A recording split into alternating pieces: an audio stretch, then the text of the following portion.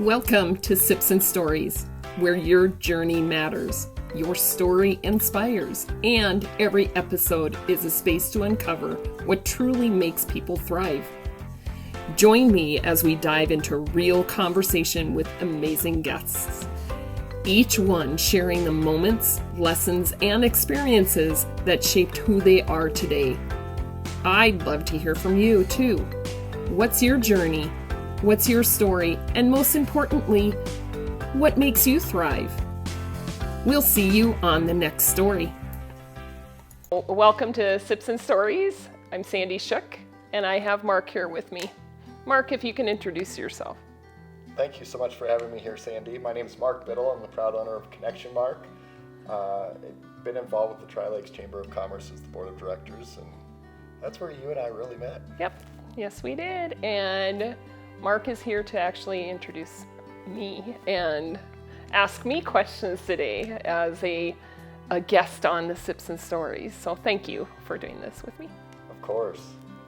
I love how this came about, watching you be able to share so many people's stories and in an authentic way that just allows people to get to know them in a way that they wouldn't otherwise get to do that. But I think a lot of people want to get to know who Sandy is, and what you shared with me in going through developing the concept, really the passion behind the purpose. I just want to be able to pull that out so that we can share with everyone else why you do what you do. Kind of scared. That's right. Let's start with that. Yeah. You saw this vision, you saw the opportunity. Tell us the story behind when you realized that this was something that... Sure. So I've been in mortgage lending since 2020. And there was a company that I moved to a couple years after I got into it that I was told I needed to get back on social media. And I actually had stopped doing social media because it was stressing me out. It was all negative, and I just did not want to continue to, scroll down, the rabbit hole of the social media pages. So when I was told I needed to get back into that, I did it kicking and screaming, but I also too had coffees that I was making, appointments that I was making with people.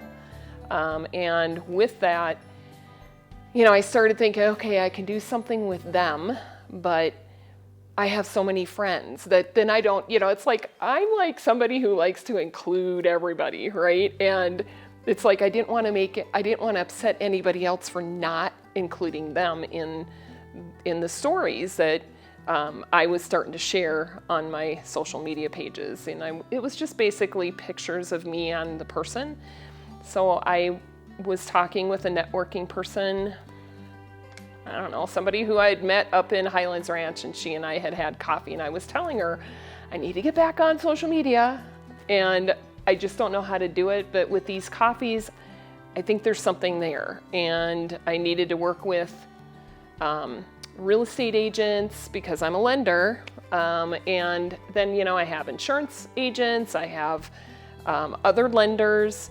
And she had the suggestion that maybe I just do something every other day, like Monday do one, Wednesday do another, and then Friday do, friends and family. And I'm like, it's too much to remember.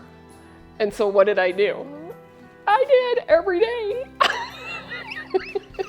It's a lot of work, but you know what? I get a lot of joy out of it.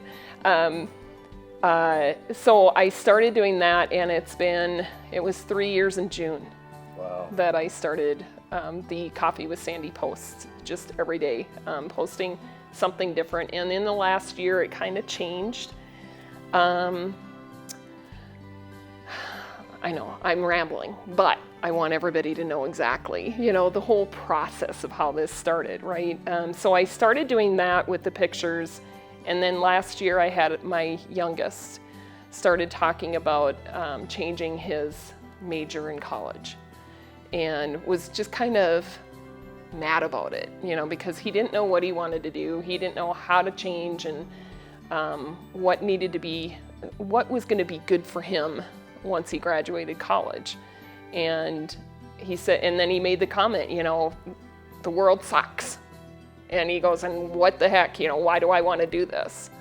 And what's going to be out there anyway after I graduate? And, that was a thought that I thought, well, he has not sat in the chairs across a table from somebody who has shared their stories and their emotional pieces of, my life was going great, and then this happened. I knew I was going to cry.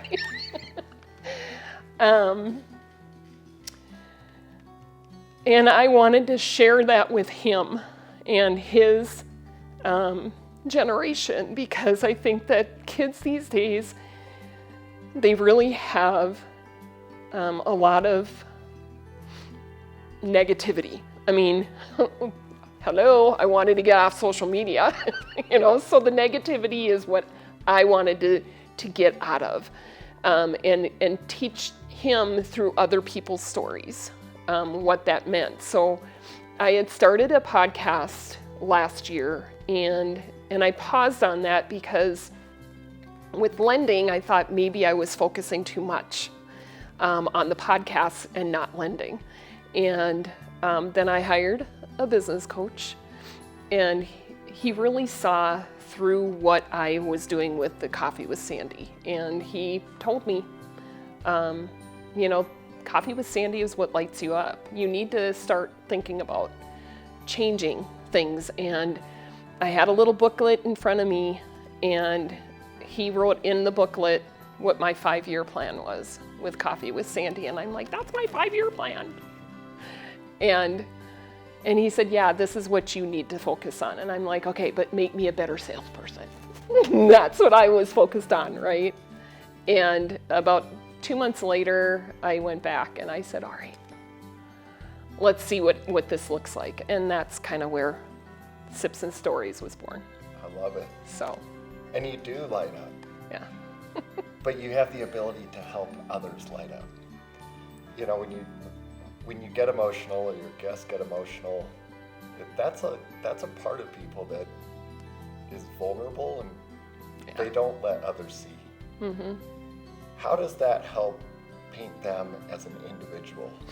Well, I think that in business, in general, it's hard sometimes as a business owner to go through it every day. And of course, I can only say, looking on the social media pages, how great everybody's life looks. But we all know on the outside or on the inside that there are things that people go through. And I think that that's what really helps with doing Sips and Stories and having business owners sit at a table and talk about, hey, it wasn't always pretty, and it's not always pretty, but guess what? I pushed through, and this is where I'm at now. Right. Yeah. So when you're meeting with clients, you had a lot of coffees. Yes. And my pocketbook could tell you that too. And the way that you show up is unique. That is your unique selling proposition. You and I had the opportunity to go through what really motivates you. And it's truly about contributing to someone else's cause or contributing to a greater cause. Yes. Mm-hmm. Growing up in the Midwest, mm-hmm. big sense of community. Yeah. Sometimes too much. Sometimes you know too much about everyone in the community. It's funny because when I was growing up, I moved out here, and growing up, we would always say, I just want to move somewhere where nobody knows me. Nobody knows my business. And now that I'm older, it's amazing how much I want that. Anyway, I mean, not everybody in my business, but sorry. They can choose. Yes, I did interrupt you, but. But tell me what that did as a young girl growing up. Well, so I grew up with a family of 8 children, I was one of 7 girls, and then my brother was born. So I'm the middle girl. Growing up in a larger family, we always had something to do, and we were never, ever in the house. I don't know. I think it's just, I didn't realize how many people were, how businesses were run. Mom needed bread, we'd go to get, we'd walk up to the store and get bread, and it was just, I don't know, it was just in the smaller town, it was just different because everybody knew you. So if you said, put it on my account, or not my account, but, Right. put it on our account, they knew where to find you. Right. Yeah. So. And you've had the opportunity to interview quite a few people. Mm-hmm. What are some of the stories that have come out that just were amazing to you, that left an impact on you, I should say? Right. Well, so I'm going to start back with even the photographs that I was doing. I didn't realize when I was posting a positive, my whole, I'm always trying hard to make sure that I stay positive. And posting a picture of somebody that somebody else may not know, or somebody has a different idea of who they are, just putting something simple, as far as what they do and how well they do it. I mean, sometimes I don't do that. I don't know. I mean, it's just kind of like I wake up in the morning, that's what I do. But to find out that I change somebody, this perspective of somebody else's contacts or family or whatever, that just kind of hit me. And even for me to have somebody tell me that I changed the way they did business just because of the way the questions I asked. I don't do it on purpose. It just is something that comes out, and I don't have a filter sometimes, people. So we're in an environment where sales just feels dirty, and we're waiting for the shoe to drop. We're waiting for that question to come. We're waiting for people to tell us how much it's going to cost and why we should pay that. You take a different approach. Instead of the ABCs of always be closing, your approach is ABCs, always be curious. Yeah. The way that you're able to get the initial answer, but dig deeper into that answer, how did you learn to do that? Tell us a little bit about what that process is. I don't know.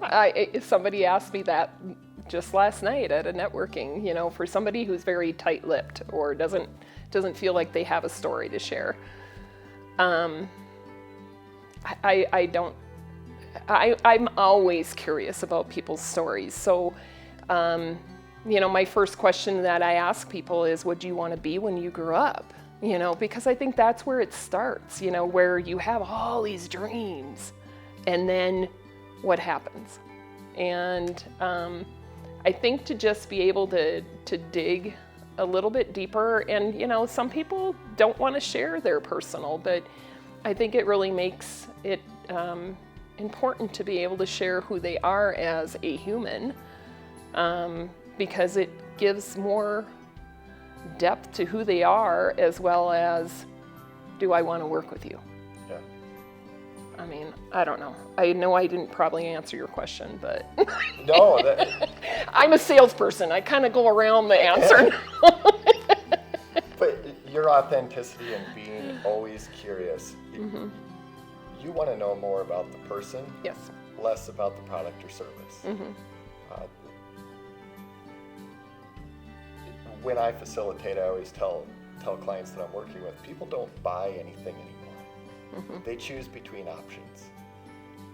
And if they're choosing between options, why would they choose you? Your ability to interview people so that you give them another opportunity to show who they are, but also open the door to let others learn more about them. Yeah, and that's really what Sips and Stories is about. It's really truly about showing who the authentic person is that that is actually in the chair next to me. That you're an electrician, not that you are, but you're an electrician, and what is it that you do and why? What made you get into that industry and what makes you stay in it? Because it's a hard industry. It's the same thing with any kind of trade, but also to any kind of coaching, consulting, anything. I mean, lending is really hard. So is real estate, but it's just more of, I don't know, I guess I'm just really one that I like to build relationships. And I know that I'm lucky because I think I have a lot of really close relationships, but it's something that I work really hard at as well. Just like business owners, I think, work really hard to make sure that their relationships with their clients are trustworthy. And that's why I think that having people sit with me on the show and having a studio audience, thank you, by the way, for everybody coming in, having a studio audience, that actually wants to show up and wants to ask those questions, that are burning questions, or even just listening to, I didn't know this person before I walked in the door, and now at least I have an idea of who I'm going to refer. Right. Well, as the studio audience is here, I think there's a fear of being on camera. But being up here today, it doesn't feel like you're on camera. Yeah. Because it's just a conversation. It's a safe space to share more about each other. Yeah. And that authenticity really comes through. But with business owners, with business professionals, with the guests that you bring on, they may have in the back of their mind that, I don't know if I'm going to do this forever. And you're able to help them share stories about them that transfers with whatever they want to do. Correct. And we call that evergreen. Yeah. Because this content lives forever because it's always about them and their stories. Yeah, and your story never changes. Now, I think that as I have presented is, the opportunity to actually have it so that when you're, feeling like I'm just not doing enough, or I miss what I used to do. What is it that I used to do? You have it. You have it available for you to actually review, as well as, people out there. And that's what I think is really cool, because we haven't had that, in the, I guess, social media arena. We have little snippets, but we don't have the real full, of course, what can you really get to know in an hour, but you still have something that will remind you what it is that you started and why you started it. And even if you're not an electrician or a plumber or whatever in 5 years, you still can go back and look at how much I've grown, or look at where I shifted, because just the same thing with this show. I didn't think I was going to be doing this show. That was 5 years from now. So so it's kind of cool to see the transitions in my world too. So as the show has evolved, we've all seen the stories, and hearing one of your guests, how they learned English.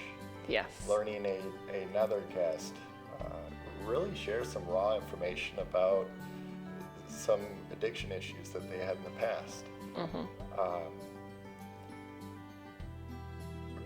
Do you rehearse this beforehand? Do you ask permit?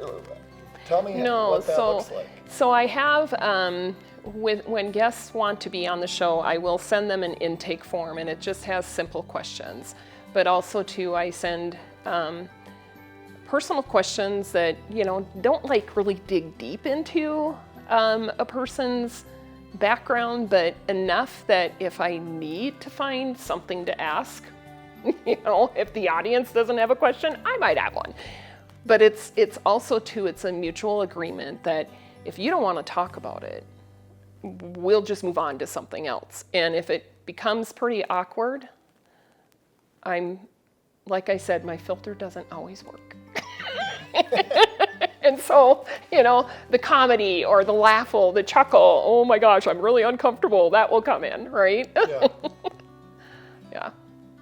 What do you want people to know more about Sandy? I don't know. I can be more specific, but you are able to lob softballs. It may be an experience that changed their life. It may be something that was an epiphany, that they found out, this is why I want to do what it is that I do. You've had a lot of experiences in corporations and small businesses and working with other people. What makes Sandy someone that I should be talking to? Can anybody help me out over there? I guess because I've been through some things myself, I guess I just know that I have some compassion for, those that have gone through some hardships. I've been very blessed with, good health. But I know that, some of the career changes that I've, been privy to, by choice or not, it's just, I don't know. I guess I don't know what I really want people to know other than, my compassion for treating people with respect and with care, and knowing that we all have a heart that, can break. And that I don't like to walk away from people with the thought of, I really hurt them. And gosh, what else do I want? I don't know. I mean, obviously that's the personality that I have, is that I'm definitely a caretaker. Well, it's obvious that you like to support other people. Many times at events, I see you networking the room, but I very rarely see Sandy saying, here's why you should work with me. It's Sandy is out there introducing other people because you know so many people in the room. Well, that's another, I guess another thing about me is that I know what it's like to walk into a room of, 100 people or even 10 people, and they're all strangers to me. And I am very shy. I know I don't come across that way, but it is very hard for me to walk into a room of complete strangers. So if I can get a wingman with me, hey, by all means. So when I see somebody that is actually standing in the corner, I know I'm an observer, but I also too know that a lot of people come across that way, that they're just observing people until they decide, how they want to move. But I know that sometimes people just need that little, that little friend, even if they don't know me, that little friend to come, hey, come on. I know that you need to meet somebody. Who is it that I can introduce you to? I mean, I've learned very, very well how to actually do that now. And that took me 5 years, since I started in lending, that I had to get out and do networking. That was tough, but I know what it's like when you're new to a group now. So that's why I do it. It's not, it really never has been about me. I like to actually help other people before I'll help myself. Yes. Yeah. And that goes back to your motivation, right? You are a contributor to every room that you enter. You're oftentimes the glue that holds those groups together and the teams together. And people... See, and I don't see myself that way, but thank you. I appreciate that. Yeah. I think if we ask everyone in the studio audience that's here today, they all... Yeah. Now you're going to get me choked up. They all know that, and they can pinpoint where you helped connect them when they were most vulnerable, scared, or apprehensive to even walk into that room. Wow. No pressure. But you take that pressure and you take it so well because it's just who you are. It's you don't lead with Sandy, you lead with, how can I help? What do you need help with? I would love to get involved. Those are often things that come out of your mouth. Now, I see you work a lot with, or you've had a lot of guests that are small business owners. You've had a lot of guests that are also just business professionals wanting to have more opportunities to authentically connect with those that they want to work with. But I also know that you're looking to get in front of larger organizations so that you could help those executives really make a face for the name. Tell me a little bit more about who you are looking for to get on. Well, so I know one of the biggest dreams that I has one of the biggest dreams I have is really I look at I can use an example of like a sports figure that has been playing for, I don't know, 10 years or whatever. You know, how did they get in there? How did they start working? Did they start at 5 years old and they just kept going up? Were they drafted? Were they, or did they have to fight for that position to play on whatever team they're in? I would love to take an entire team and interview everybody, every single one of them, just to find out what their stories were. It's the same thing with corporations. Everybody starts somewhere. And you know that, I'm gonna cry again. But see, these are the dreams that I didn't think were possible until I started the show, because it really, truly is a leap of faith to walk into something that was completely unknown to me, that I had no idea that I could have this potential. But to talk to somebody at a corporation, knowing that the president of a corporation didn't start out as president.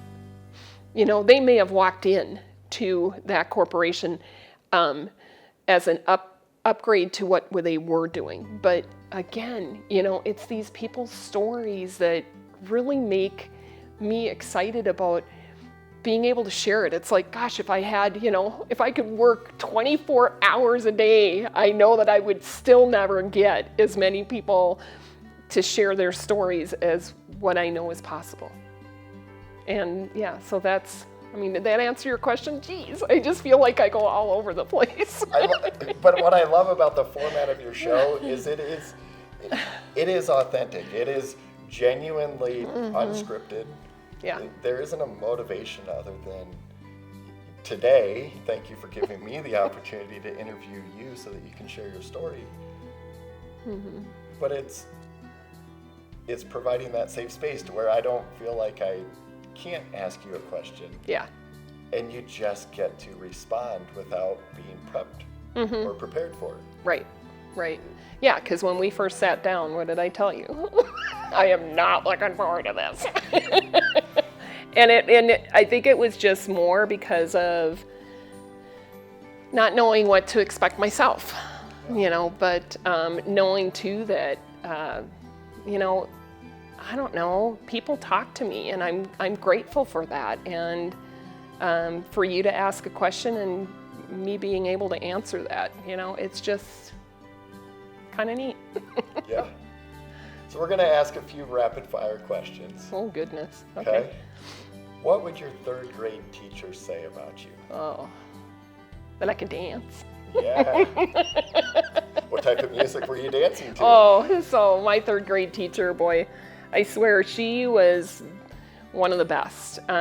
She taught us everything. I was actually just telling my mom this weekend that she made such an impact on my life because we just had fun in that class. There were times, and I don't know, she probably did it on the side, I have no idea, but all I remember is her teaching us how to use the bamboo and dancing between the bamboo sticks and things like that, and taught us music and the different types of music. And yeah, I don't know. I think she would probably just say that I was curious, but I was very, very shy too. So I was probably a fly on the wall more than I was, participating in the classroom. Just very quiet and always wanted to do a good job. So in that response, you had no idea that question was coming. Yeah. Right? Just like many of your guests. Where's she going next? Here's what that told me about you. You remember your third grade teacher. Mm-hmm. You remember Yes. her name. Yeah. What is her name? Miss Schroeder. Well, I think she got married. I don't know what her married name is. Sorry. But because of your nature of wanting to help and contribute to others, your recollection of events and stories and interactions that you have with everyone, I'm pretty sure you could probably recall a lot of those conversations. Yes. Mm-hmm. You are someone who listens to learn. You're not someone who listens to respond. That is a true gift. And I think how you interview people, that gift really shines. Well, thank you. Who was your first grade teacher? That one I don't remember. Okay. Although Who was your I most influential picture her, teacher? I just can't remember. Who was the most Oh, influential teacher? Sister Julie. Okay, tell us more. She was my 6th grade teacher, and I think she's the first person that took me under her wing. Saw the talents that I had and recognized it, and it was just kind of, yeah, I miss her. I don't even know what happened to her, but because I moved on to middle school, and then you don't go back to your grade school. It's like, why would you? Yeah. What did she do? How did she show up to support you and to support others? I think she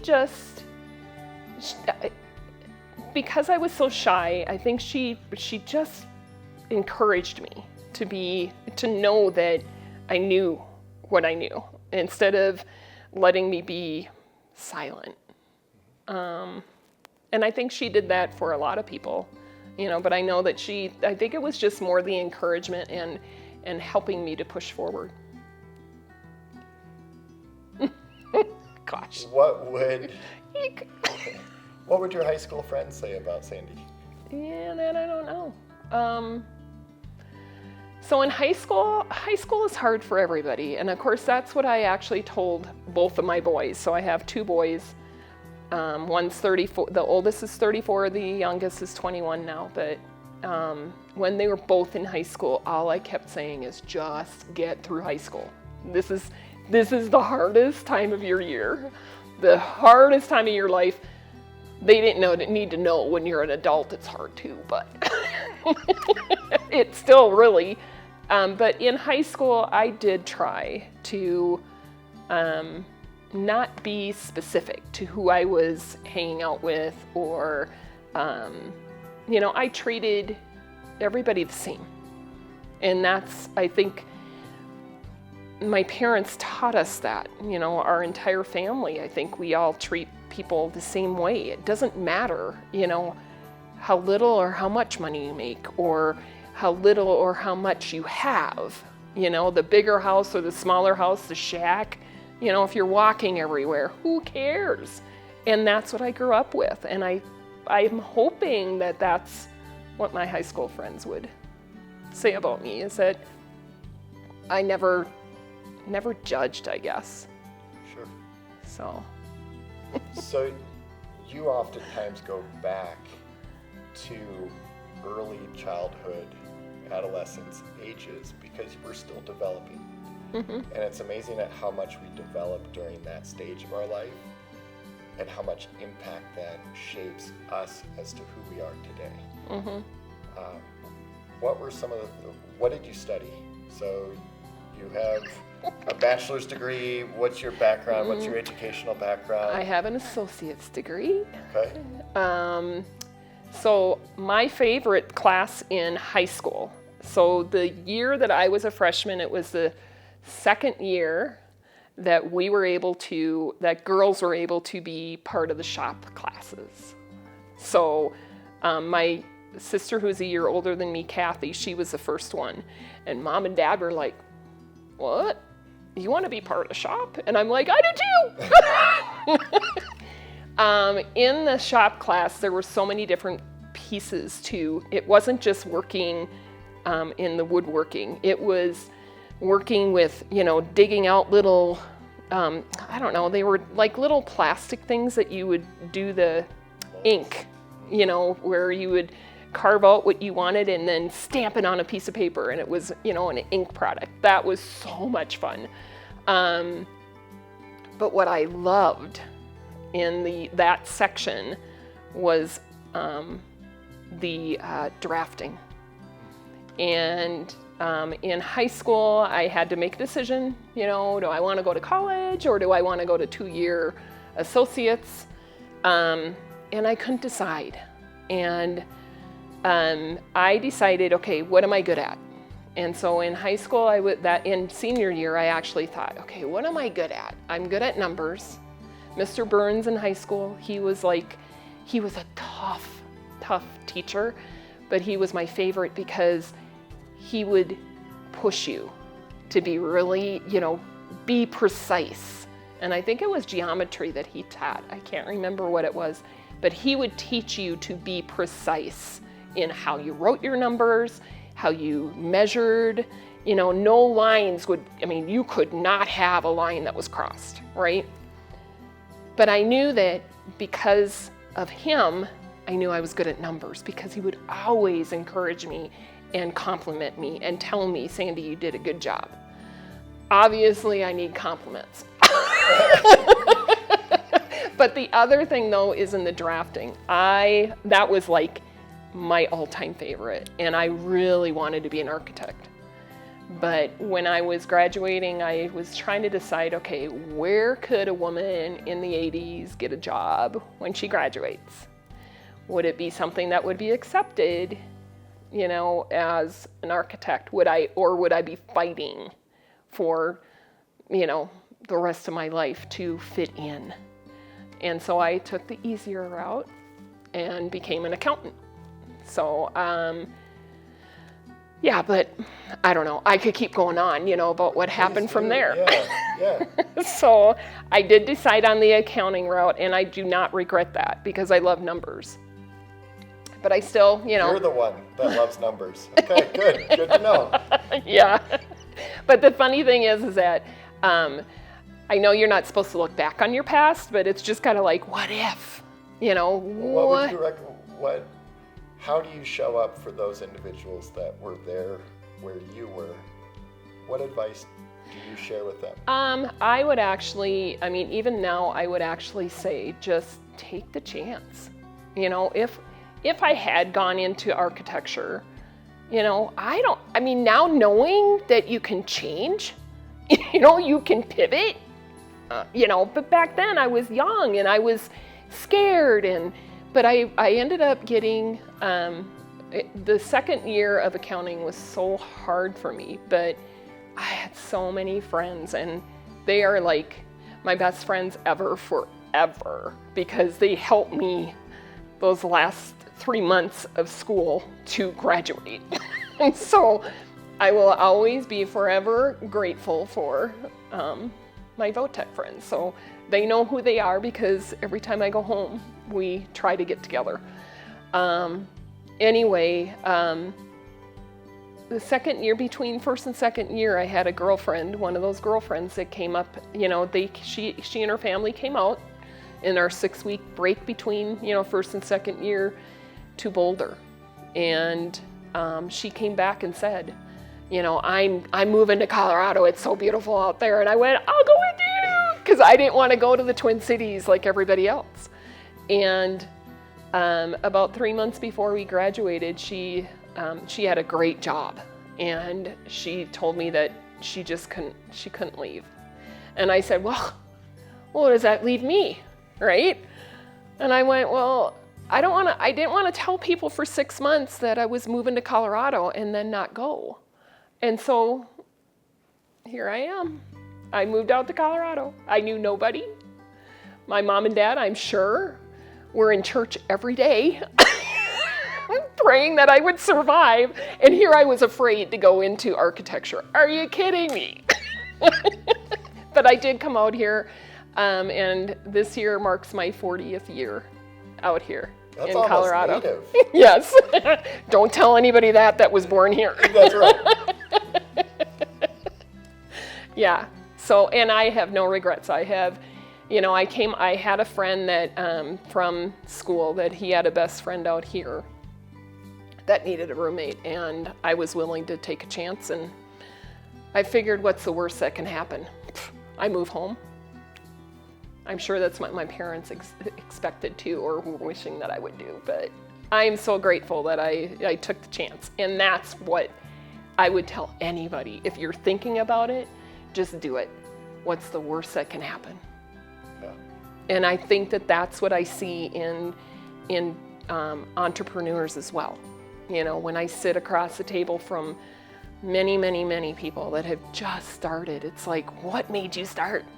And I'm always curious, right? And I think that it is because of when I moved out here. What made me come out here? I don't know. It was just a whim. But I think I've grown a lot, and I've been very lucky with the people that I've met. So there was a couple of things that I want to touch on there. 40 years ago, you moved to Colorado. Mm-hmm. You didn't know anyone in town. Correct. I think a lot of people see Sandy Shook as someone who is very well connected in the community. Did that happen 40 years ago? Did that happen 20 years ago? Did that happen 5 years ago? It happened. How did you build your network in the space? Well, so I can say that I do. Like I said, I've been very fortunate because I have a lot of friends. I have friends that, I've known for 40 years since I've been out here, right? And even the friends that are, back in Minnesota. If they want to be my friend, I feel like I'm blessed because, not everybody gets that opportunity to be somebody's friend, right? And those are your chosen family. But yes, in the last 5 years, I think I probably can tell you that that's where I've built the most in small businesses and the relationships that I've had with people. The biggest shift that I made was actually joining the Tri-Lakes Chamber. And, it's one of those, it's a smaller chamber, but a bigger chamber. I don't know, it's hard to explain, but it is. I never thought that joining a chamber would give me the opportunity to meet more people. And I don't care what chamber it is. I think that I wish I would have done that when I was at Oracle, because that helps me now to know when I go to the chamber page, oh yeah, I know that person, and if they mess up my work, guess who's going to hear from me? They will. And, but I think that works for everybody that, is living in any city and I've told people that since I started with the chamber is just get involved with the chamber because you never know who's going to be there to help you. Right. So there are a lot of amazing chambers along the Front Range, 8 to be exact. Oh, okay. See, you know more than I do. Of course, you probably should. You are on the board over there. and past vice president membership for the larger one. Yeah. Oh, wow. But very similarly, when I moved here 16 years ago, I didn't know a single person, and immediately I got involved with the chamber. Yeah. At the time, and I got involved with the business organization, the Small Business Development Center, and that's how I was able to show who I was. Mm-hmm. You ended up going the corporate route, developing a lot of relationships in the corporate environment, and then shifted to the business. You mentioned the Tri-Lakes Chamber as a big, small chamber. Yeah. we both come from the Midwest. Mm-hmm. It feels a lot like home. Yes. Yeah, it truly does. Yeah. You are an ambassador for the Tri-Lakes Chamber of Commerce, and quite often get recognized as Ambassador of the Month. Not that you want that recognition, but it's always nice to be recognized. And I just shake my head because it's like, okay, yep, you're right. I don't do it for the recognition, though. I really do it to help the chamber. Yeah. Yeah. Tell us and what the goes members. into that role, because I think that, again, shares who you are as an individual. Yeah, well, so as being an ambassador, at all the events that we have around town, showing up for ribbon cuttings, even if I'm not a ribbon holder, I try to show up for the ribbon cuttings. I think that that's important for everybody actually to participate in. It doesn't matter if you're an ambassador or not, but that's kind of part of the things that I committed to when I signed up to be an ambassador. And then when I started doing that, I'm like, well, this is simple. I'm like, what's on my calendar right now for that ribbon cutting? Okay, I can make that and then go to my next appointment or whatever. The business after hours is something that is a lot of fun and intimidating sometimes because there's such a large group of people. But it's always an opportunity to meet somebody that I didn't get to meet before. And I don't know. It's a point system that we plug in the points for everything that we show up for. Reaching out to business owners with the check-ins for the chamber, just to make sure that there's, like, if you have been there for, I don't know how many years you've been part of the chamber, but you should be getting a phone call every 6 months from somebody in the chamber that just checks in just to see how you're doing, especially if you don't come to the events that are social events, because some people aren't social, right? But just to check in and make sure that, hey, did you check? They just got their website updated. Oh my gosh, I love it. But did you check to see? And then how many views are you getting? And some of the things that you can actually do as a member of the chamber that people aren't aware of. That's kind of all the things that help my business is what I can help to show somebody else in the chamber. Does that make sense? As an ambassador. It's a pay it forward, giver's gain. Mm-hmm. You're there to, and I've seen you at these events. You are early and you're developing relationships with the folks. You're making connections with other guests that show up. Mm-hmm. You stay late to help. And I don't want to promise this, but I oftentimes see you the event ends and you're right out the door. Yeah.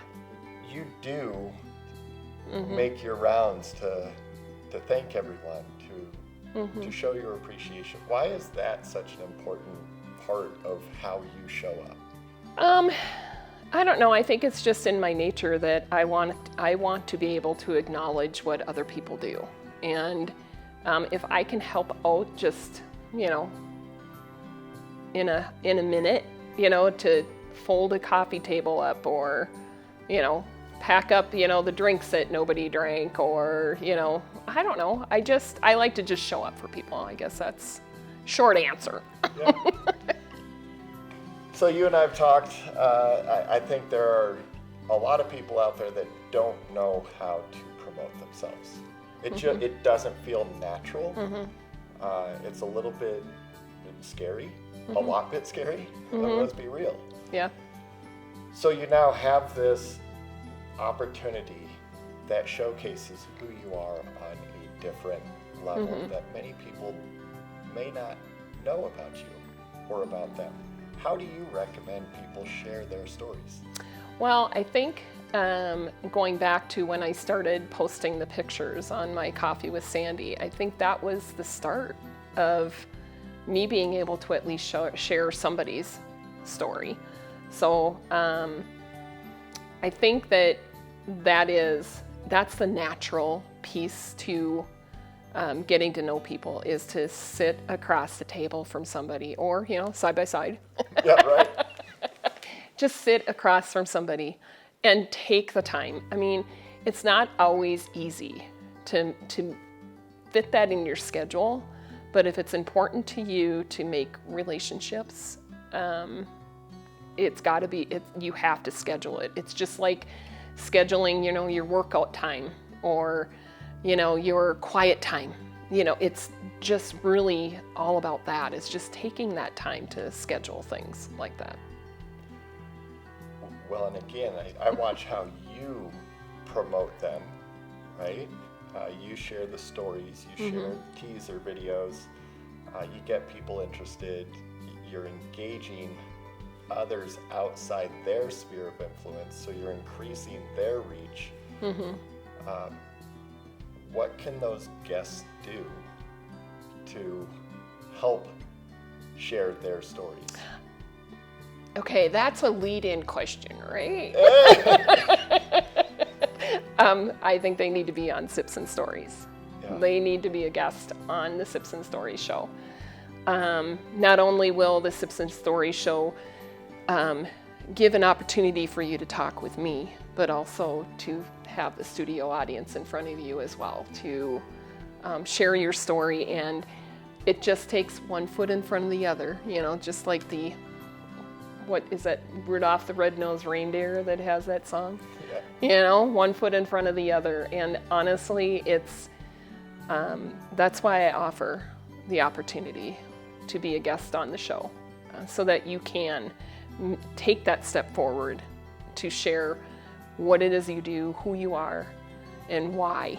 The biggest why, the things that keep you lit up in your business, so that, again, you can remind yourself in, 5 years when you start going, oh, it's never ending. Yeah. You don't just show up on Sips and Stories. There is a process, because you have a lot of people that are interested in doing this. The first step is, one, reaching out or scheduling a time to meet with you. Yes. And while it's not an interview, that's an opportunity to see how that conversation goes. Yeah. So that they can get a glimpse of what this looks like. Why is that important as a part of your process? One of the reasons that I have, I do have that as a requirement is that I don't want to make anybody ever be uncomfortable. Now, there's going to be questions that may end up being that way, but it is really truly about if you're tight-lipped and I'm like trying to dig it out, it's probably not going to be a good fit until we get to know each other more. One coffee may not do that. One coffee plus seeing me at, the Tri-Lakes Chamber business events, whatever. Those things, I pride myself in showing my character at all times. And I have huge integrity, so if I'm somewhere and you see me and I'm not paying attention, it's probably because I'm oblivious to what's around me. It's not because I'm trying to ignore you on purpose. But it is. I think that's why it's a requirement to have that coffee, so that if I enjoy your company just in an hour, or we enjoy each other's company, I guess I should say, because it's not really about just what I feel. It's a really sure sign of what it would be like to be able to share your story to others. Make sense? Makes perfect sense. Yeah. And you also have opportunities for people to help share the story. People can invest in this campaign. It truly is a pay it forward, let's promote others. Yes. And get in front of, what message would you have for people who are interested in sponsoring Sips and Stories? Well, first of all, I would ask that everybody subscribe to the YouTube channel. It is at Sips and Stories with Sandy. But get to know what the show is about, and then see how you can actually share people in the business arena that share their stories. If you want to be a sponsor, by far, those are ones that will be mentioned in each of the shows, and also highlighted in the film itself, because I record everything. So it's not just in front of a live studio audience, it's also recorded and edited down to whatever you need. If it's a promo that you want for your sponsorship, that's something that I can do. Same thing with the business guests. If you want the flash drive with the video that's included, or that comes out of the show, by all means, that's yours. Just make sure you have a terabyte or two. Yes, yes. Because we do record for at least an hour, and we do kind of tie it down, as tight as we can. But yeah, for at least an hour conversation. I have loved this. Thank you so much. I have one more question that I want to ask. Okay. Everything comes back to, a foundation. Mm-hmm. And that foundation that you have, what is that built on? Trust and authenticity. And I said it without slurring. Yeah. Stuttering.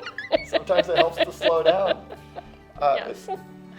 Values, morals, faith, it Yep. shows up everywhere you go. Mm-hmm. You've started other networking groups or involved with other networking groups, and you invite a lot of people to those things. I do, yes.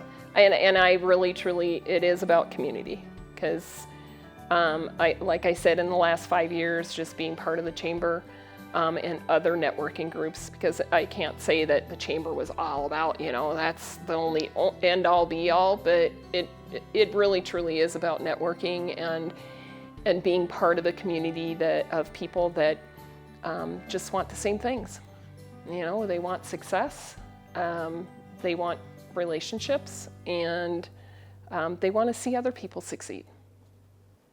Okay, Aline, one more question, right? Okay. You have 8 siblings, or there's 8 of you total. Yes. What number were you? I was 4. 4. Mm-hmm. Okay. I'm the peacekeeper. How much of that do you think has shaped your ability to blend into the crowd, not necessarily be seen at certain parts, not necessarily get recognized as you're growing up, and do you see how that helps and shows up in what you're doing with Coffee with Sandy and Sips and Stories? It might, yeah. But the reason why I hesitate to 100% agree to that is that there's people that are only children. And I think that there's still, I could say, yes, it was great, to have all the siblings, but there were times that I was alone too. I just have a lot of friends that, I was born with. And people that don't have siblings, they have to create their own, where mine were just kind of God-given. So, did that answer your question? I mean, it's like all these things that go through my head. I think it was great. Sitting where you are today, being the interviewee, Yeah. how was this experience for you? Yeah, I cried a little. It's been fine. I mean, like I said in the beginning, I was not looking forward to this, but it's just, I had a lot of emotions going into today.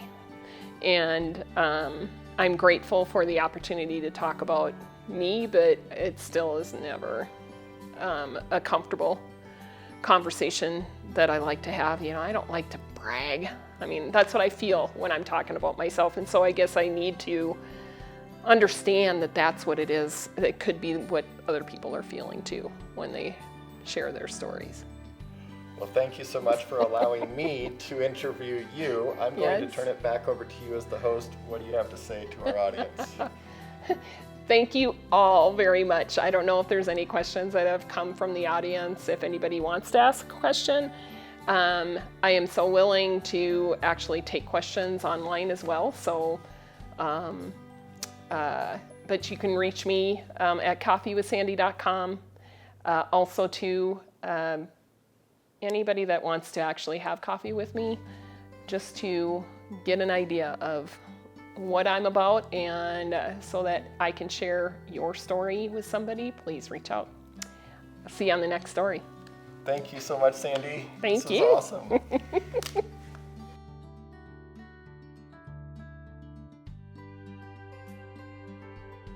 Sips and Stories, take 2. Dos. Intro. Hi, everybody. This is Sandy Shook with Sips and Stories. Who are you? I'm Mark. What? Can we do that again? Yes, we can. Hi, everybody. I'm Sandy Shook. This is Sips and Stories. I have, oh my God, what was your name? Holy cow. Thanks for joining us. See you on the next story. What's your journey? What's your story? And most importantly, what makes you thrive?